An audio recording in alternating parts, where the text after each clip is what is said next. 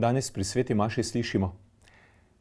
Ko je tisti čas Jezus prišel v pokrajino Cezareje Filipove, je spraševal svoje učence: kaj pravijo ljudje, kdo je sin človekov? Tole tudi nas zanima, ne? Radi se pogledamo v ogledalo, kako izgledam. A je frizura v redu?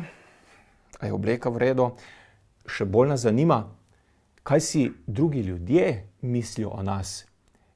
Kaj pravijo moji prijatelji o meni? Kaj si mislijo o meni? Da sem zabaven ali da sem zatežen, da sem sposoben, pameten, da sem dober športnik? Kaj ljudje mislijo o meni?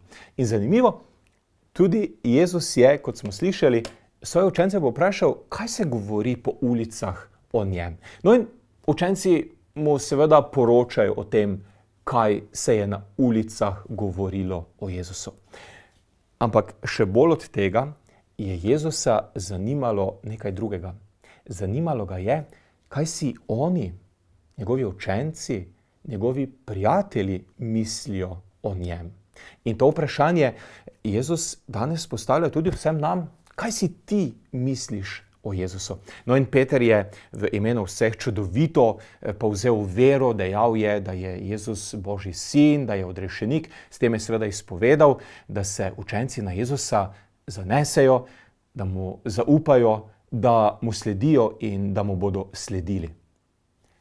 Kaj pa ti praviš, kdo je Jezus? Kaj jaz pravim, kdo je Jezus? Veste, jaz sam se strinjam s Petrom. Jezus je Božji sin, velja mu zaupati, velja se nam zanesti.